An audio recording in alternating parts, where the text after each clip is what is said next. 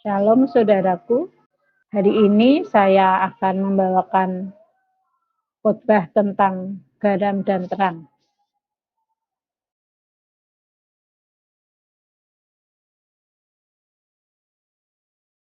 Istilah garam dan terang sangat familiar di kalangan orang Kristen ya. Saya mau sampaikan tentang perbedaan arti garam dan arti terang yang disampaikan Tuhan Yesus kepada kita. Karena kita seringkali menganggap bahwa menjadi garam dan menjadi terang adalah sebuah kesamaan. Saya ingin memberikan sedikit pengajaran tentang perbedaan garam dan terang. Ada dua simbol yang digunakan Tuhan Yesus di Matius 5 ayat 13 sampai 14. Garam artinya adalah pelayanan kasih, terang adalah penginjilan. Saya mau bacakan ayatnya. Kamu adalah garam dunia. Jika garam itu menjadi tawar, dengan apakah ia diasinkan? Tidak ada lagi gunanya selain dibuang dan diinjak orang. Kamu adalah terang dunia. Kota yang terletak di atas gunung tidak mungkin tersembunyi. Matius 5 ayat 13 sampai 14. Saya mau mulai poin yang pertama tentang garam. Garam adalah pelayanan kasih. Saya mau ulangi ayat di Matius 5 ayat 13 tentang garam ini ya. Kamu adalah garam dunia. Jika garam itu menjadi tawar, dengan apakah ia diasinkan? Tidak ada lagi gunanya selain dibuang dan diinjak orang. Banyak orang menafsirkan fungsi garam untuk mencegah kebusukan. Tetapi saya menafsirkan fungsi garam untuk memberi rasa. Makanan tidak enak dan hambar tanpa garam, bukan? Jadi garam adalah memberi rasa gunanya. Mengapa di Alkitab korban sajian atau korban tepung, ya ini di perjanjian lama tentang korban-korban, di sana disebutkan ada korban sajian. Korban sajian adalah korban tepung yang diberikan Allah di bait suci. Mengapa korban sajian bagi Allah harus dibubuhi garam? Agar korban sajian itu memiliki rasa, ya. Allah yang adalah roh saja tahu bahwa makanan tanpa garam rasanya hambar. Perintah untuk membubuhi garam ini juga tertulis pada hukum Torah di perintah yang ke-478, yaitu setiap korban harus dibubuhi garam. Imamat 2 ayat 13. Saya mau bacakan ayatnya ya. Dan tiap-tiap persembahanmu yang berupa korban sajian, haruslah kau bubuhi garam. Janganlah kau lalaikan garam perjanjian Allahmu dari korban sajianmu. Beserta segala persembahanmu haruslah kau persembahkan garam. Imamat 2 ayat 13. Saudaraku, saya beri ilustrasi ini. Anda seorang kaya tetapi kikir dan tinggal di tengah pemukiman orang miskin. Apakah kehadiran Anda ada gunanya? Apakah kehadiran Anda memberi rasa bagi mereka karena kekikiran Anda? Tidak, bukan. Percayalah, Anda akan dibuang dari pergaulan dan status Anda sebagai orang kaya. Status Anda sebagai orang kaya akan diinjak-injak orang karena tidak berguna. Mengapa demikian? Karena Anda tidak memberi manfaat, pasti disingkirkan. Sebab jika Anda memberi manfaat, dimanapun Anda berada, pasti keberadaan Anda sangat diingini oleh orang-orang di sekitar Anda.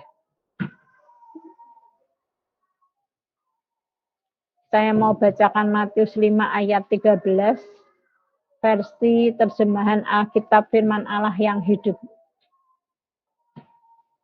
Kalian adalah garam dunia. Jika kalian menjadi tawar, apa jadinya dengan dunia ini?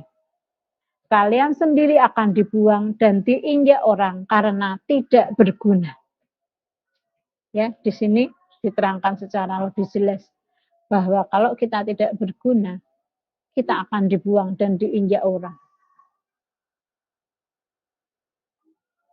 Saudaraku yang terkasih dalam Kristus, ingatlah, garam dan terang itu terhubung langsung dengan dua hukum kasih yang diajarkan oleh Tuhan Yesus kepada bangsa Yahudi di masa lalu, yaitu pertama mengasihi Allah, kedua mengasihi sesama manusia.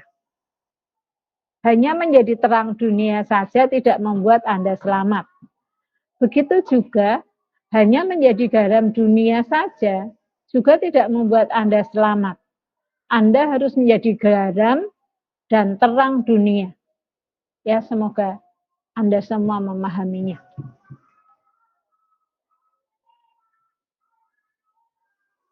Saya mau bacakan ajaran Yesus tentang kedua perintah ini ya.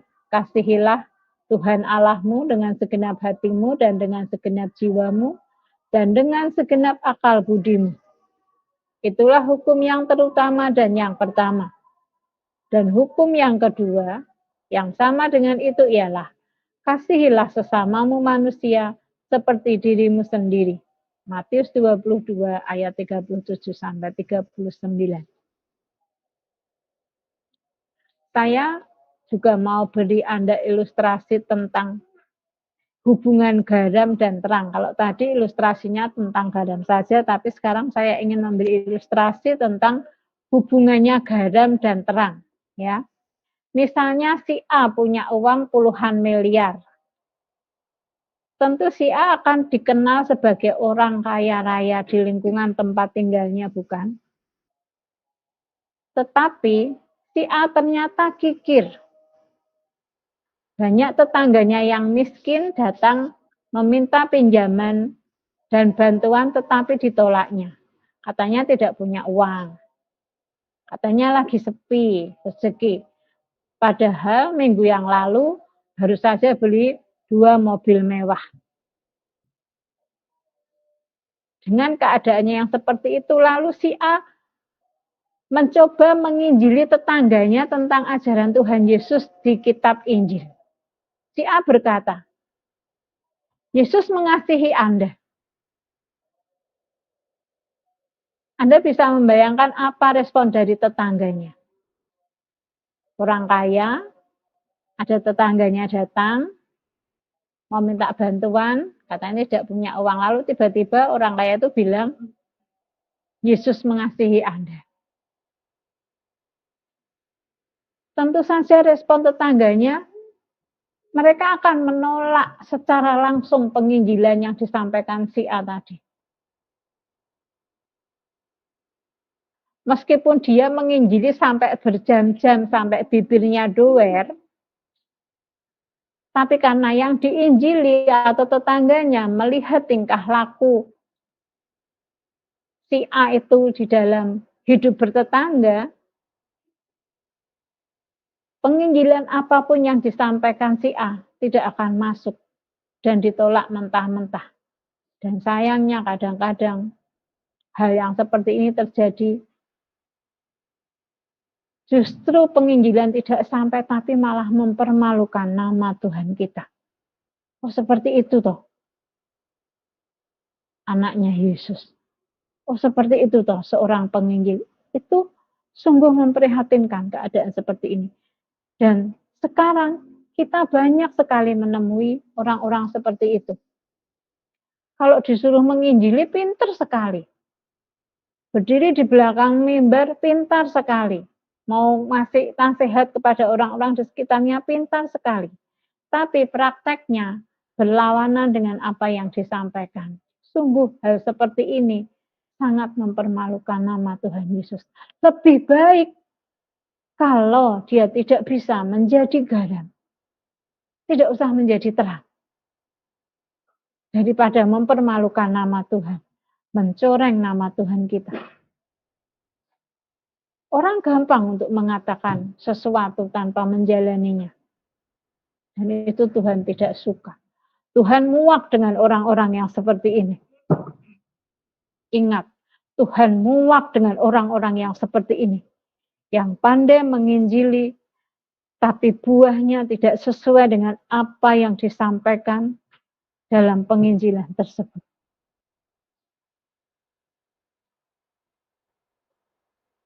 Saudaraku, mengapa Yesus meminta Anda menjadi garam dulu, baru menjadi terang dunia?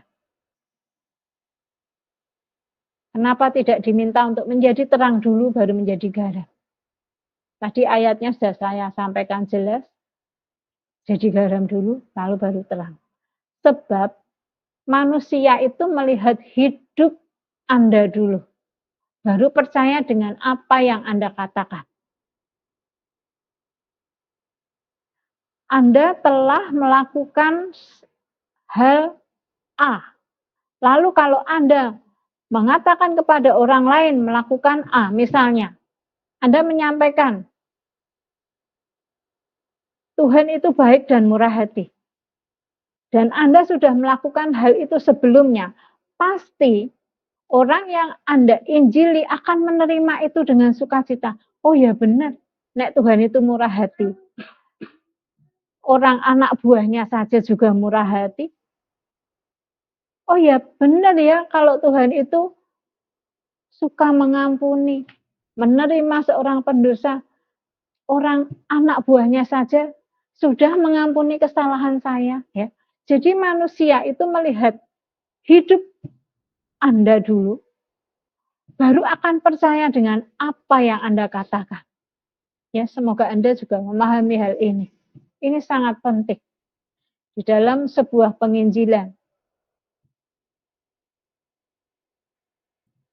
tentang garam dan terang yang sering kali orang hanya memahaminya sebagai oh terang dunia harus jadi baik seperti itu toh. Tapi setelah kita mengerti dengan sungguh-sungguh bahwa oh garam itu memberi rasa, oh terang itu menyampaikan kebaikan Tuhan, akan jelas sekali perbedaannya, tapi juga ngerti betapa erat hubungannya kedua hal tersebut. Saudaraku yang terkasih, mengapa dalam agama Kristen Mesianik konsentrasi pada pelayanan sosial bagi anak yatim, para janda dan fakir miskin nantinya? Sebab itu adalah fungsinya sebagai garam dunia. Saya berkata, 1000 ayat di Alkitab pun kalau kita perkatakan kepada manusia, jika manusia melihat tingkah laku kita tidak sesuai dengan kasih Kristus, maka tidak ada gunanya, saudaraku. Setiap orang akan menolak kebenaran yang kita sampaikan. Saya ulangi untuk hal ini, supaya semuanya menjadi paham. 1000 ayat di Alkitab pun yang kita perkatakan kepada orang lain, jika orang lain melihat tingkah laku kita tidak sesuai dengan kasih Kristus, tidak sesuai dengan pengajaran Kristus, apalagi tidak sesuai dengan apa yang kita katakan, tidak akan ada gunanya. Kita akan ditolak. Bahkan kita akan dibenci, dan lebih parahnya lagi, kita mencoreng nama Tuhan kita, Yeshua HaMashiach. Camkanlah hal ini.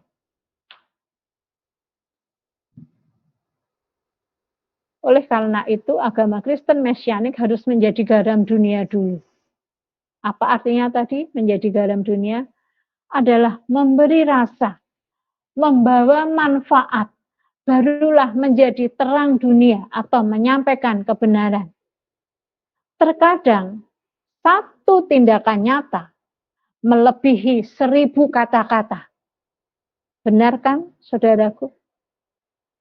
Satu tindakan nyata, satu tindakan kebaikan melebihi 1000 ayat yang kita sampaikan. Maka berhati-hatilah dengan ini.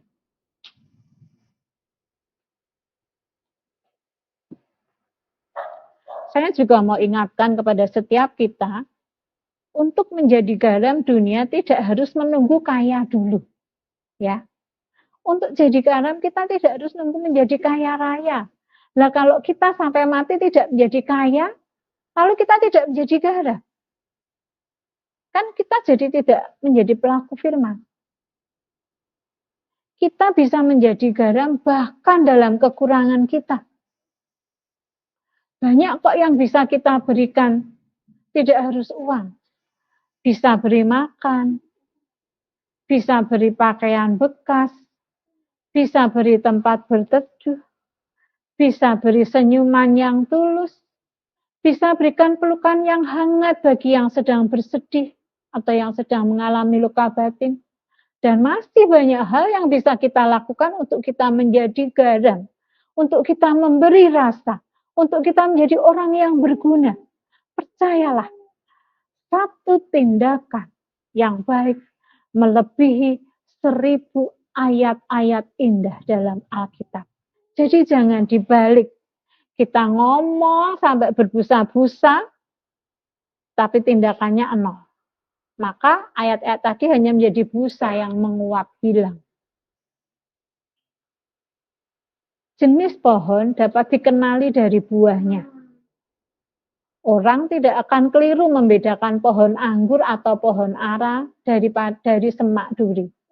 Demikian pula kita dikenal dari perbuatan kita, dari sikap kita, dari kelakuan kita, dari perkataan kita. Apakah kita orang yang sopan? Apakah kita pembohong? Apakah kita pencuri? Ataukah kita pemungut cukai? Ataukah kita orang yang sangat murah hati? Ataukah kita orang yang sangat sabar? Ataukah kita orang yang suka mengampuni? Itu seperti orang melihat apakah itu pohon anggur ataukah semak duri, ataukah itu pohon mangga ataukah semak duri, akan jelas terlihat di mata orang lain. Matius 7 ayat 17. Demikianlah setiap pohon yang baik menghasilkan buah yang baik, sedang pohon yang tidak baik menghasilkan buah yang tidak baik. Kalau buah kita tidak baik, bagaimana orang tertarik mau makan buah itu? Melihat saja malas. Jadi begitu eratnya arti garam dan terang dalam sebuah pengajaran. Tuhan Yesus tidak menyampaikannya secara terpisah. Jadi garam saja atau jadi terang saja. Karena keduanya memang sangat hubungannya adalah karena keduanya seperti memiliki hubungan sebab akibat. Saat kita berbuat baik, saat kita menjadi garam, maka terang itu dapat dilihat orang. Jadi ini seperti sebuah hubungan sebab akibat. Maka Tuhan kita yang luar biasa tidak menyampaikan, kamu jadi garam saja ya, atau kamu jadi terang saja ya. Saya berharap dengan mengenal apa arti itu garam dan terang dan hubungannya, juga bisa memotivasi kita untuk membaca firman itu lebih teliti. Jangan kayak baca koran. Dipahami, dibaca pelan-pelan, mohon tuntunan Roh Kudus. Jadi kita bisa memahami kata per kata. Karena setiap kata per kata, sungguh Tuhan telah menyampaikan banyak pesan di dalam Alkitab itu. Ya, itu tadi adalah pertama tentang garam. Lalu yang kedua, saya juga mau sampaikan tentang terang atau penginjilan. Matius 5 ayat 14. Kamu adalah terang dunia. Kota yang terletak di atas gunung tidak mungkin tersembunyi. Untuk menjadi terang atau pelita, kita sendiri harus memiliki pelita itu. Menyalakannya, membawa pelita itu bersama diri kita kemanapun dan dimanapun kita berada. Sehingga setiap orang akan melihat cahaya kita seperti kota yang terletak di atas gunung. Benar tidak? Apa itu terang? Terang adalah pengajaran kebenaran. Di mana kita bisa mendapatkan terang itu? Tentu saja dari Alkitab yang ditulis oleh para nabi dan para rasul. Sebab Allah mengajarkan kebenaran melalui utusannya, yaitu para nabi. Dan juga melalui putranya, Tuhan Yesus Kristus. Saat kita baca firman dengan sungguh-sungguh dan dengan tuntunan Roh Kudus, kita itu seperti sedang mendengarkan Allah berkata-kata. Itulah pelita kita. Itulah terang kita. Di dalam Alkitab, pelita itu dilambangkan dengan menoreh atau 7 kaki dian. Dari 7 kaki dian melambangkan 7 roh Allah atau Roh Kudus. Saya berharap bagi Anda yang belum tahu apa itu menoreh. Menoreh adalah kaki dian atau lilin tapi 7. Lilinnya ada 7, penyangganya 1. Itu menoreh. Itu adalah lambang dari agama Kristen Mesianik ya. Lambang dari Roh Kudus. Mengapa seperti itu? Karena Roh Kudus menuntun langkah kita agar tidak melenceng dari jalan kebenaran Allah. Saya mau bacakan di Wahyu 4 ayat 5. Dan dari tahta itu keluar kilat dan bunyi guruh yang menderu. Dan 7 obor menyala-nyala di hadapan tahta itu, itulah ketujuh roh Allah. Ya, jadi menoreh atau 7 kaki dian itu adalah terang, itu adalah Roh Kudus. Saya juga mau sampaikan di Yohanes 16 ayat 8. Untuk apa Roh Kudus diberikan kepada kita manusia? Dan kalau ia datang, ia akan menginsafkan dunia akan dosa, kebenaran, dan penghakiman. Jadi kalau mau menjadi terang, menjadi seorang penginjil, kita juga harus mengenal kebenaran itu bukan dari kata orang, tapi dari kata diri kita sendiri. Bagaimana dari kata diri sendiri? Karena sudah mengalami kasih Tuhan secara pribadi.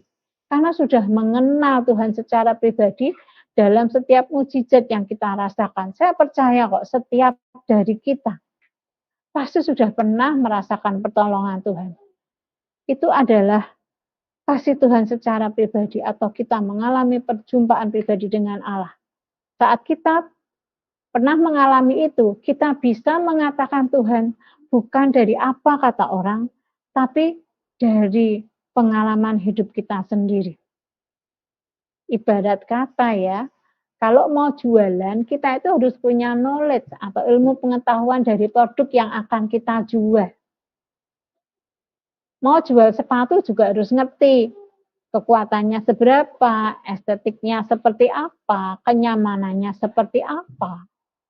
Begitu pula misalnya mau jual mobil, keamanannya seperti apa, kenyamanannya seperti apa, prestisnya setingkat apa, itu harus dikuasai knowledge seperti itu. Supaya kita tuh saat menawarkan itu mantep. Kita akan menjadi seorang sales yang handal kalau kita mantep mengetahui dengan pasti produk yang akan kita jual. Jadi kita tidak berjualan atau tidak mengajarkan hoax, ya.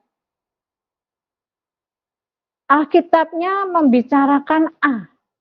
Lalu karena kita tidak menguasainya, kita menjualnya menjadi B. Itu namanya kita mengajarkan hoax.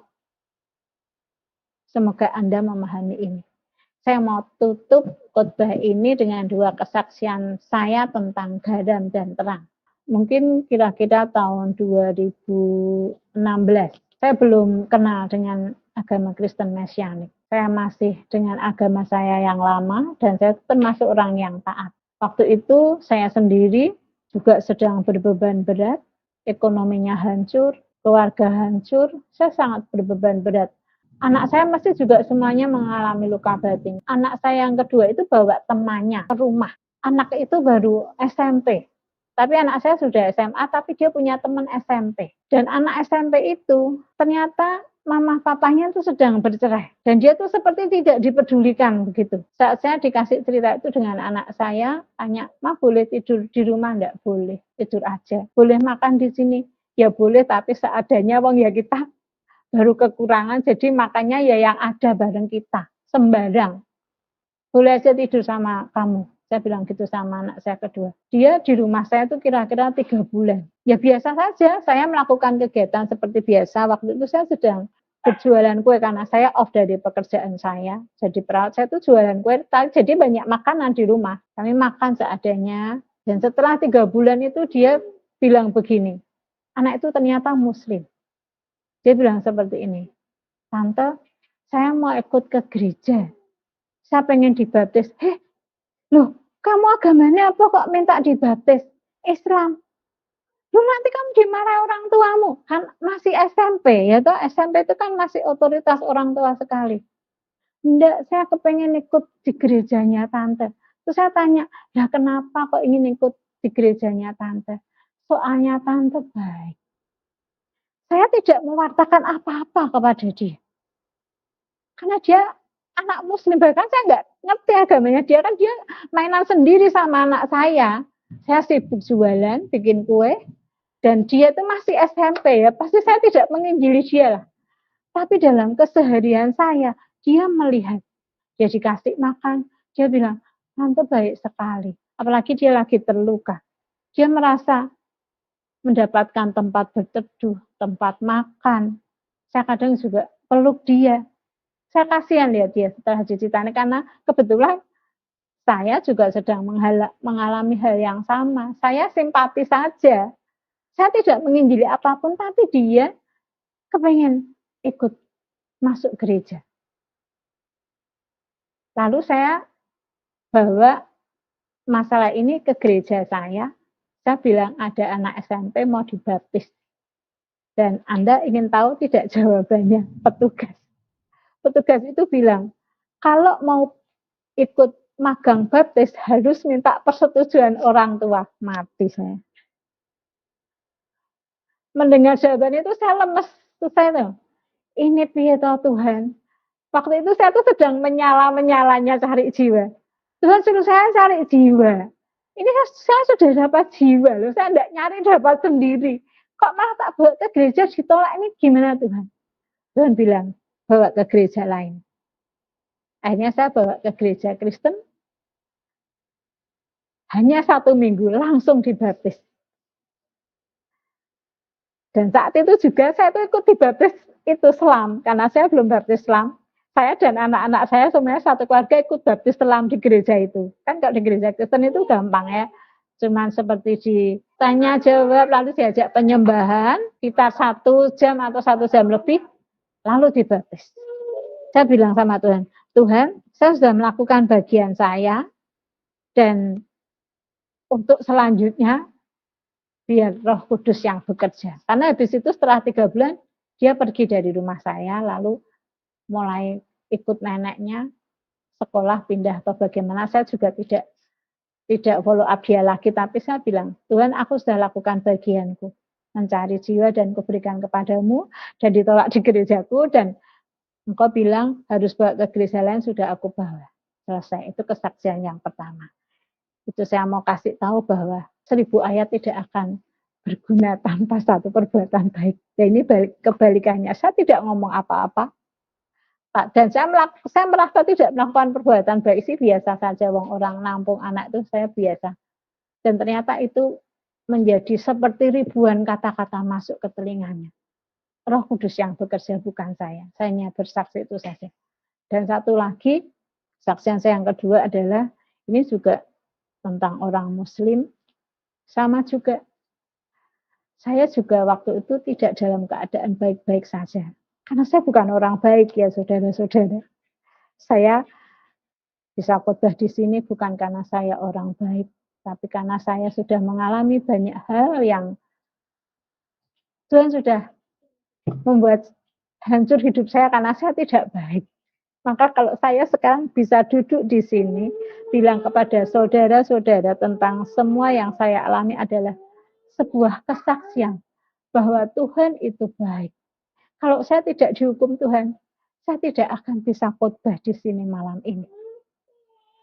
Yang saya mau cerita, satu lagi adalah teman saya. Kali ini adalah orang yang lebih tua dari saya. Dia sahabat saya, dia pakai jilbab juga. Waktu itu dia juga mengalami kesulitan ekonomi, bahkan sampai membayar kontrakan itu tidak bisa. Waktu itu saya juga kontrak, saudara-saudara. Saya belum punya rumah, karena rumah saya juga sudah terjual, karena saya waktu itu hancur-hancuran ekonomi saya. Saya juga nggak tahu Tuhan kenapa saya lagi begini, saya dihadapkan dengan orang-orang yang mengalami peristiwa seperti saya.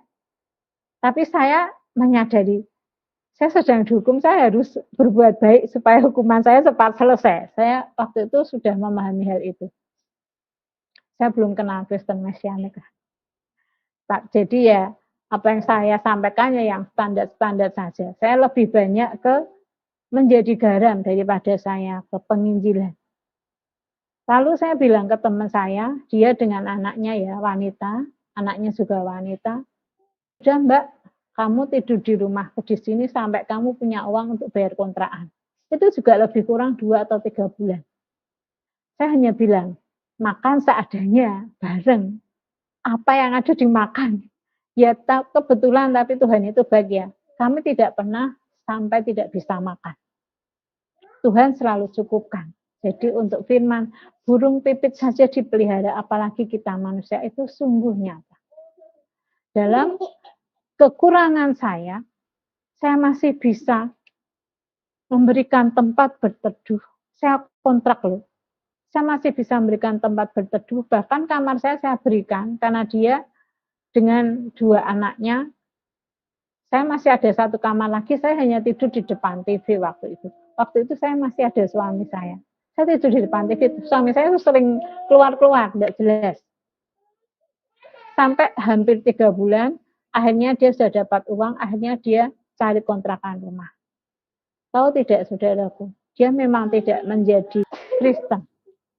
Tapi apa yang dia sampaikan, setiap kali dia bercerita kepada orang-orang, nama saya itu selalu disebut-sebut, dia bilangnya apa? Dia kan tidak paham itu apa itu Katolik, apa itu Kristen, dia tidak paham, saking Islamnya. Dia hanya bercerita begini, temanku gitu, agamanya itu Kristen apa Katolik aku rak mudeng, tapi apian banget. Dia bilang seperti itu. Tapi dia baik sekali. Bahkan di dalam kemiskinan dia nolong kami. Saya merasa senang karena apa? Nama Tuhan dibawa.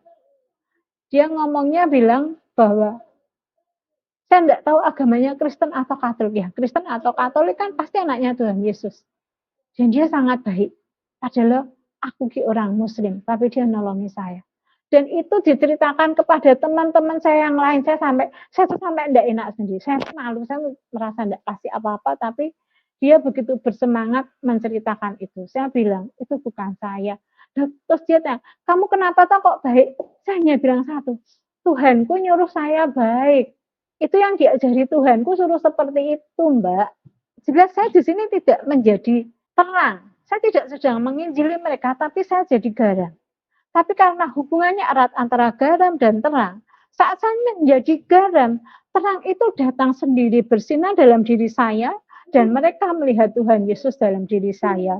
Puji untuk Tuhan kita, kemuliaan bagi Tuhan kita, atas setiap kebaikan yang kita lakukan di dalam dunia ini. Ya dan amin. Terima kasih saudaraku, semoga kesaksian saya bisa memberikan motivasi kepada setiap Anda untuk menjadi garam dan terang, menyalakan api Anda, dan menjadi orang yang lebih murah hati. Sekali lagi, saya bukan orang baik, tapi saya hanya sekedar menyampaikan apa yang telah saya alami. Terima kasih, Tuhan memberkati.